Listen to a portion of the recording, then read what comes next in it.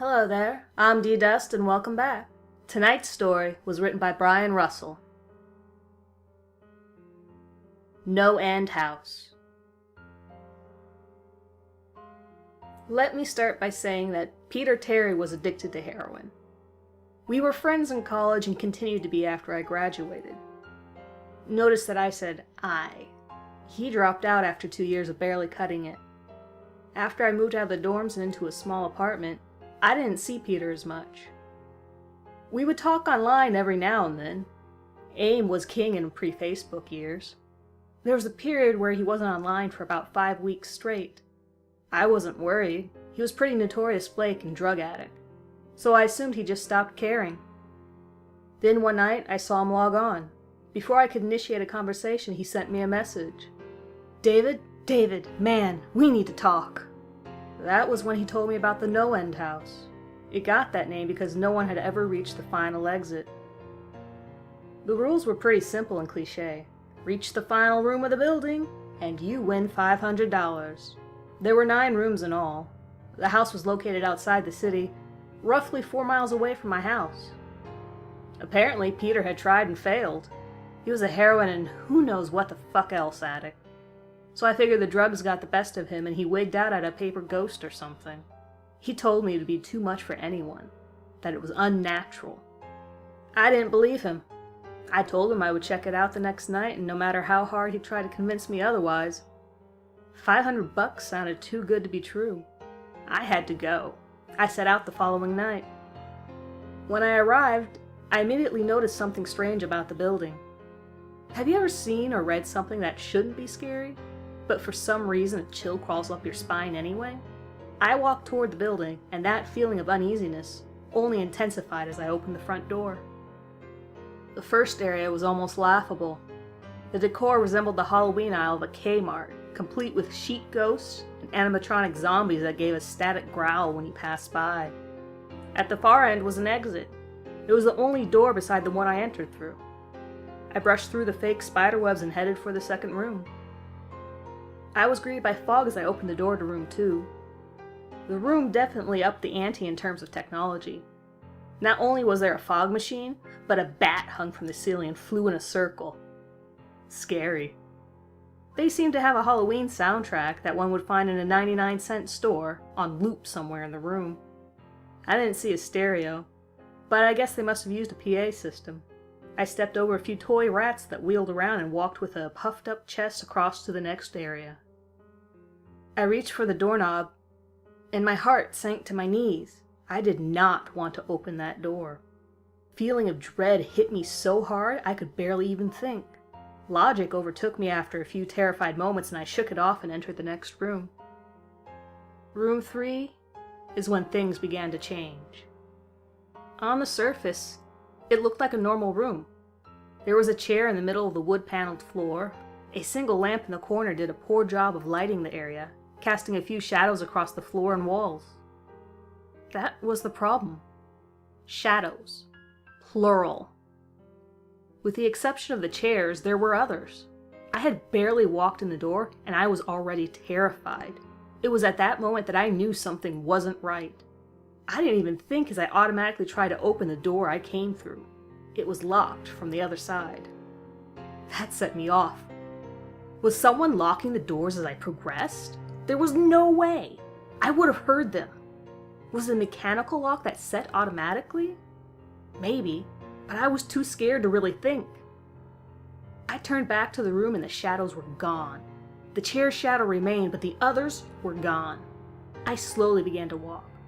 I used to hallucinate when I was a kid, so I wrote off the shadows as a figment of my imagination. I began to feel better as I made it to the halfway point of the room.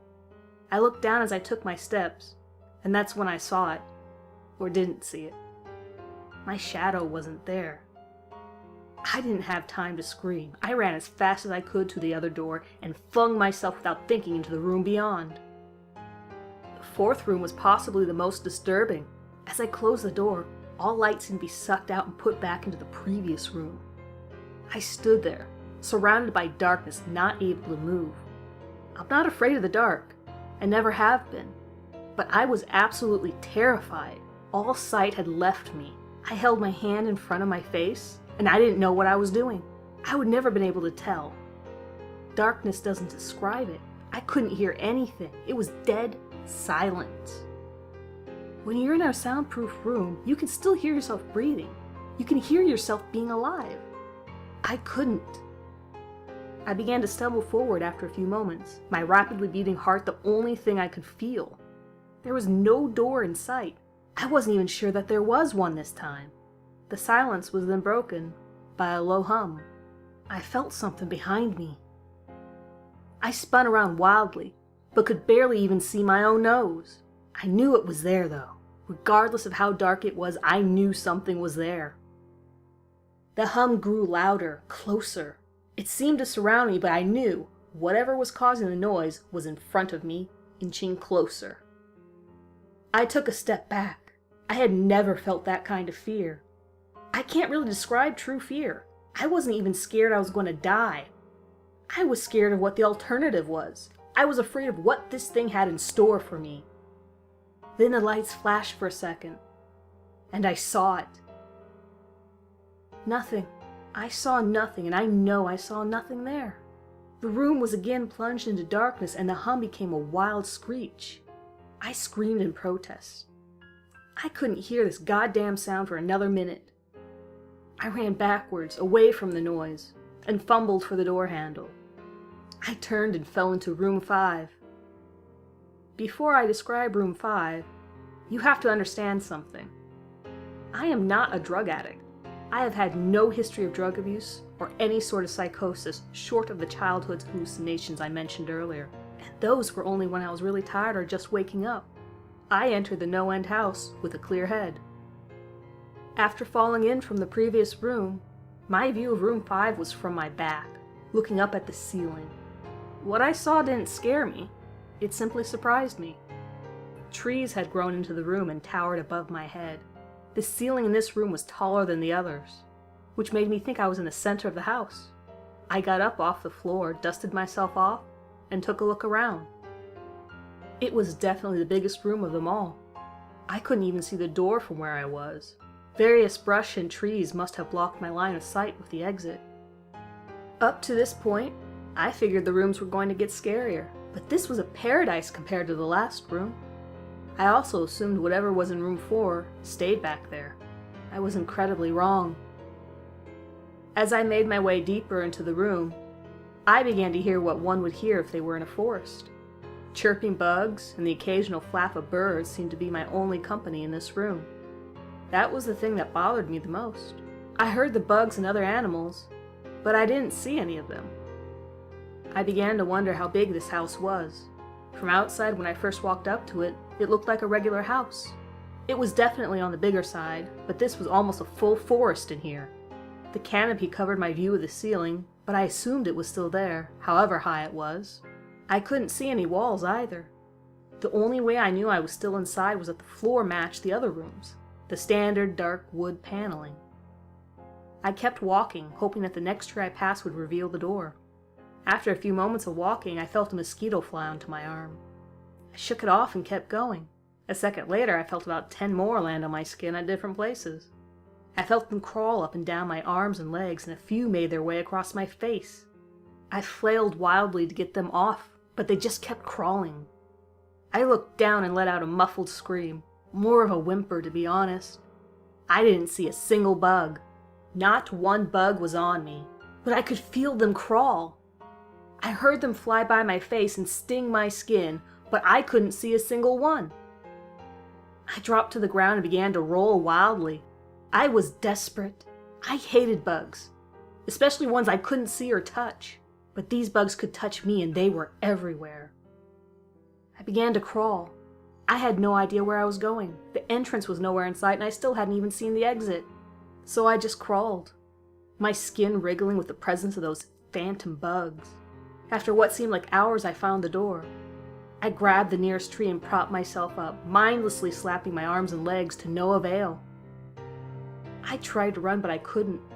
My body was exhausted from crawling and dealing with whatever it was that was on me. I took a few shaky steps to the door, grabbing each tree on the way for support. It was only a few feet away when I heard it. The low hum from before. It was coming from the next room, and it was deeper. I could almost feel it inside my body, like when you stand next to an amp at a concert. The feeling of the bugs on me lessened as the hum grew louder. As I placed my hand on the doorknob, the bugs were completely gone, but I couldn't bring myself to turn the knob. I knew that if I let go, the bugs would return, and there was no way I would make it back to room 4. I just stood there, my head pressed against the door marked 6, and my hand shakily grasping the knob. The hum was so loud I couldn't even hear myself pretend to think. There was nothing I could do but move on. Room 6 was next, and room 6 was hell. I closed the door behind me, my eyes held shut and my ears ringing. The hum was surrounding me. As the door clicked into place, the hum was gone. I opened my eyes in surprise, and the door I had shut was gone.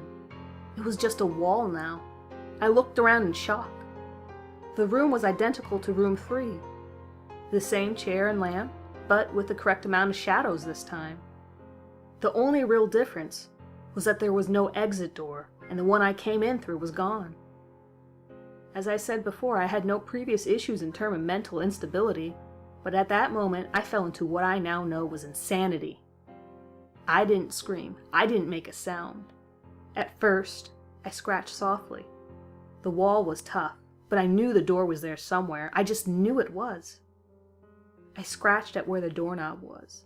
I clawed at the wall frantically with both hands, my nails being filed down to the skin against the wood. I fell silently to my knees, the only sound in the room the incessant scratching against the wall. I knew it was there. The door was there. I knew it was just there. I knew if I could just get past this wall. "Are you all right?" I jumped off the ground and spun in one motion. I leaned against the wall behind me and I saw what it was that spoke to me. To this day, I regret turning around. There was a little girl. She was wearing a soft white dress that went down to her ankles. She had long blonde hair to the middle of her back and white skin and blue eyes.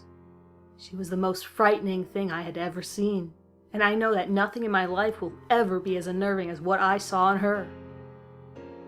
While looking at her, I saw something else. Where she stood, I saw what looked like a man's body, only larger than normal and covered in hair. He was naked from head to toe, but his head was not human and his toes were hooves. It wasn't the devil, but at that moment it might as well have been. The form had the head of a ram and the snout of a wolf.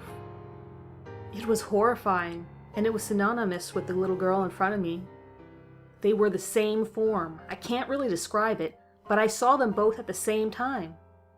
They shared the same spot in that room, but it was like looking at two separate dimensions. When I saw the girl, I saw the form, and when I saw the form, I saw the girl. I couldn't speak. I could barely even see.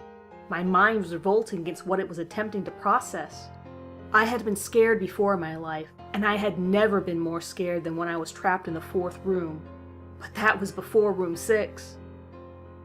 I just stood there, staring at whatever it was that spoke to me. There was no exit. I was trapped here with it.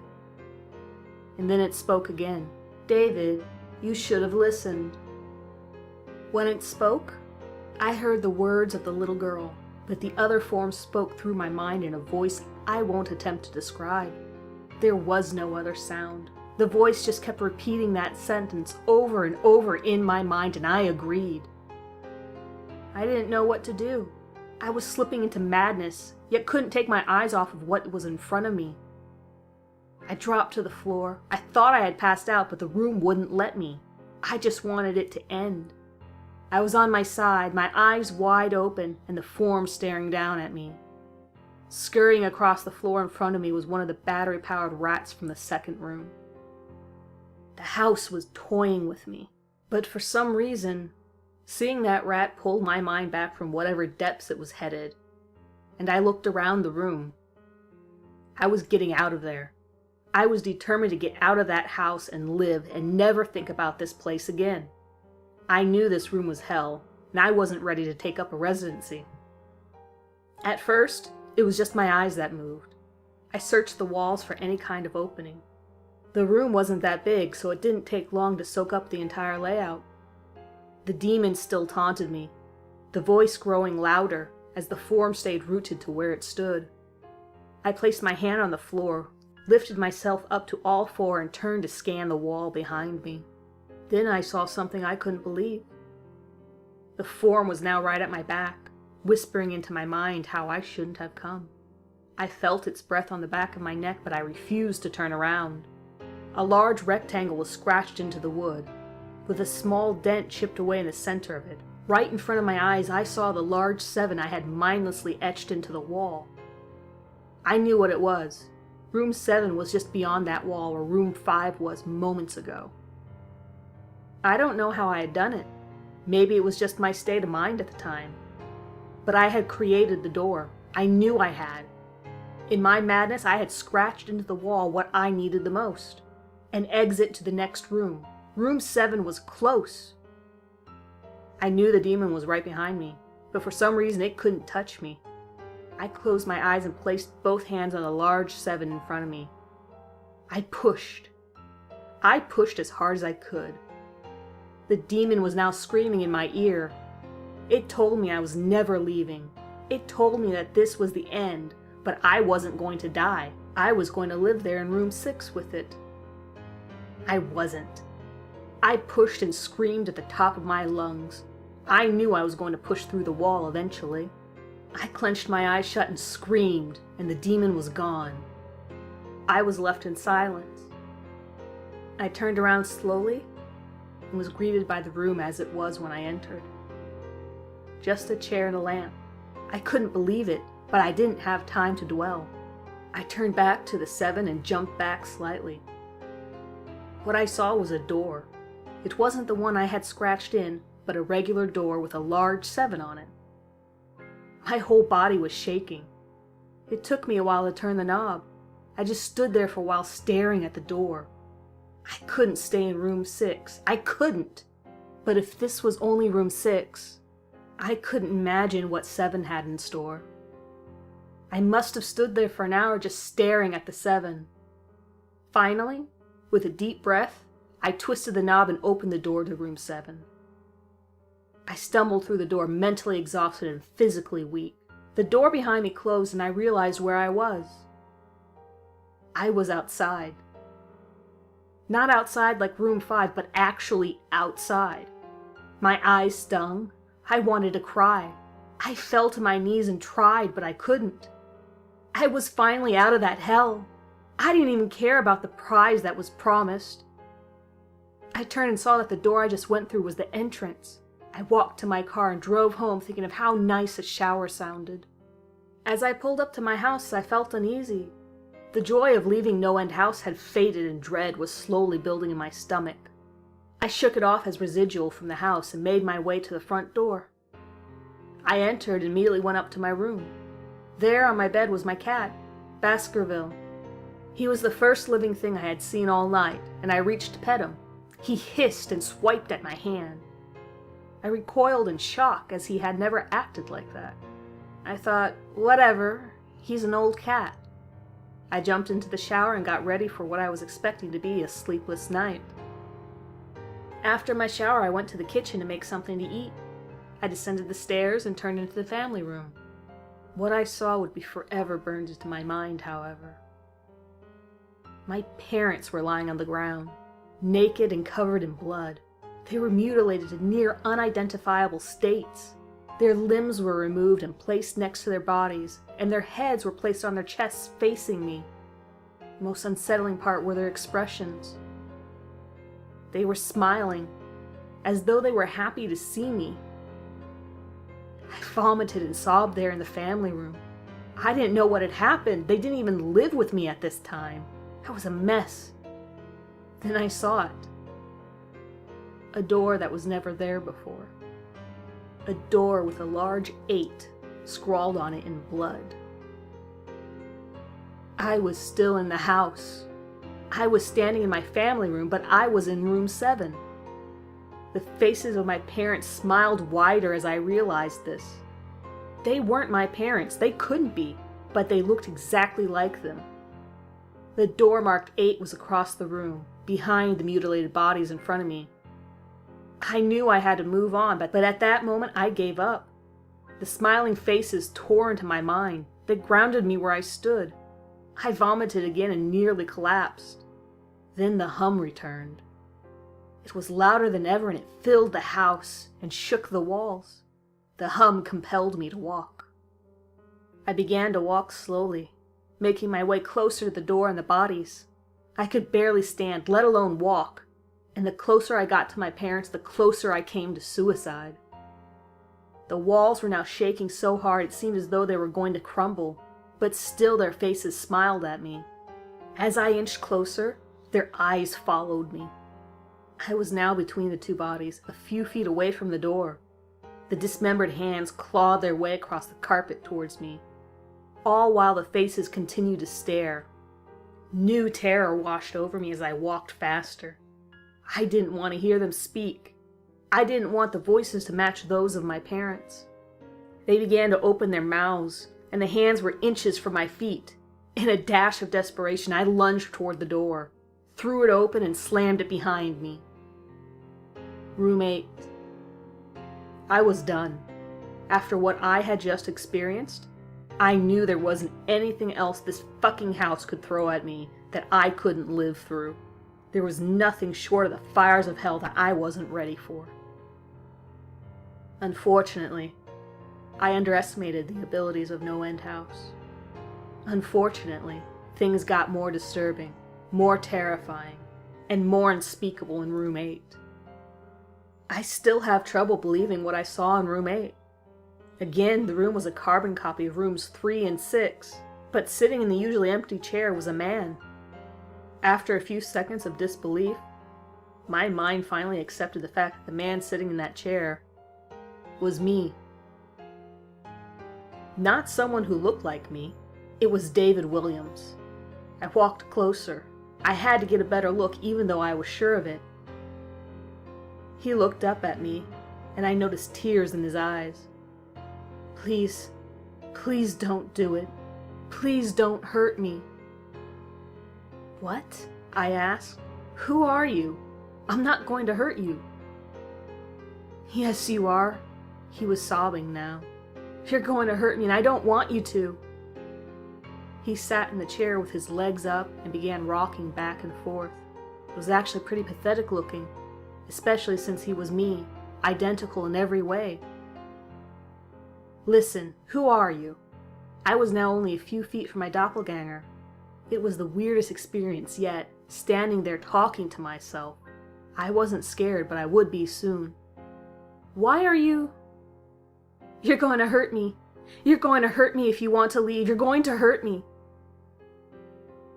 Why are you saying this? Just calm down, all right? Let's try to figure this. And then I saw it. The David sitting down was wearing the same clothes as me, except for a small red patch on his shirt embroidered with the number 9. You're going to hurt me. You're going to hurt me. Don't, please. You're going to hurt me. My eyes didn't leave that small number on his chest. I knew exactly what it was. The first few doors were plain and simple, but after a while they got a little more ambiguous.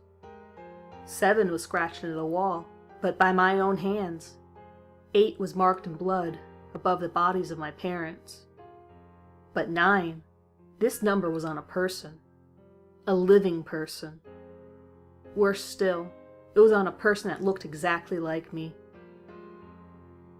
David? I had to ask. Yes, you're going to hurt me. You're going to hurt me. He continued to sob and rock. He answered to David. He was me right down to the voice, but that 9. I paced around for a few minutes while he sobbed in his chair. The room had no door, and, similarly to room 6, the door I came through was gone. For some reason, I assumed that scratching would get me nowhere this time. I studied the walls and floor around the chair, sticking my head underneath and seeing if anything was below. Unfortunately, there was. Below the chair was a knife. Attached was a tag that read, "To David, from management." The feeling in my stomach as I read that tag was something sinister. I wanted to throw up, and the last thing I wanted to do was remove that knife from under that chair. The other David was still sobbing uncontrollably. My mind was spinning into an attic of unanswerable questions. Who put this here and how did they get my name? Not to mention the fact that, as I knelt on the cold wood floor, I also sat in that chair, sobbing in protest of being hurt by myself. It was all too much to process. The house and the management had been playing with me this whole time. My thoughts for some reason turned to Peter, and whether or not he got this far. If he did, if he met a Peter Terry sobbing in this very chair, rocking back and forth, I shook those thoughts out of my head. They didn't matter. I took the knife from under the chair and immediately the other David went quiet. "David," he said in my voice, "what do you think you're going to do?" I lifted myself from the ground and clenched the knife in my hand. "I'm going to get out of here." David was still sitting in the chair, though he was very calm now. He looked up at me with a slight grin. I couldn't tell if he was going to laugh or strangle me. Slowly, he got up from the chair and stood facing me. It was uncanny. His height and even the way he stood matched mine. I felt the rubber hilt of the knife in my hand and gripped it tighter. I don't know what I was planning on doing with it, but I had a feeling I was going to need it. "Now," his voice was slightly deeper than my own, "I'm going to hurt you. I'm going to hurt you, and I'm going to keep you here." I didn't respond. I just lunged and tackled him to the ground. I had mounted him and looked down, knife poised and ready. He looked up at me, terrified. It was like I was looking in a mirror. Then the hum returned, low and distant, though I still felt it deep in my body. David looked up at me as I looked down at myself. The hum was getting louder, and I felt something inside me snap. With one motion, I slammed the knife into the patch on his chest and ripped down. Blackness fell on the room, and I was falling. The darkness around me was like nothing I had experienced up to that point. Room 4 was dark, but it didn't come close to what was completely engulfing me. I wasn't even sure if I was falling after a while. I felt weightless, covered in dark. Then a deep sadness overcame me. I felt lost, depressed, and suicidal. The sight of my parents entered my mind. I knew it wasn't real, but I had seen it, and the mind has trouble differentiating between what is real and what isn't. The sadness only deepened. I was in room 9 for what seemed like days. The final room, and that's exactly what it was. The end. NoEnd house had an end, and I had reached it. At that moment, I gave up. I knew I would be in that in-between state forever, accompanied by nothing but darkness. Not even the hum was there to keep me sane. I had lost all my senses. I couldn't feel myself. I couldn't hear anything. Sight was completely useless here. I searched for a taste in my mouth and found nothing. I felt disembodied and completely lost. I knew where I was. This was hell. Room 9 was hell. Then it happened. A light. One of those stereotypical lights at the end of the tunnel. I felt ground come up from below me and I was standing. After a moment or two of gathering my thoughts and senses, I slowly walked towards that light. As I approached the light, it took form. It was a vertical slit down the side of an unmarked door. I slowly walked through the door and found myself back where I started, the lobby of NoEnd house. It was exactly how I left it. Still empty, still decorated with childish Halloween decorations. After everything that had happened that night, I was still wary of where I was. After a few moments of normalcy, I looked around the place trying to find anything different. On the desk was a plain white envelope with my name handwritten on it. Immensely curious yet still cautious, I mustered up the courage to open the envelope. Inside was a letter, again handwritten. David Williams, congratulations! You have made it to the end of NoEnd house. Please accept this prize as a token of great achievement. Yours forever, management. With the letter were 5 $100 bills. I couldn't stop laughing. I laughed for what seemed like hours. I laughed as I walked out to my car and laughed as I drove home. I laughed as I pulled into my driveway. I laughed as I opened my front door to my house and laughed as I saw the small 10 etched into the wood.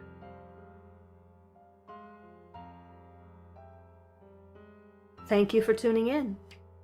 If you like this story, leave a like and check out Brian Russell's blog in the link below. Consider sharing and subscribing to the channel to be alerted to new uploads. If you'd like to see something specific on my channel, leave a comment below and I will look into it. Good night, everyone.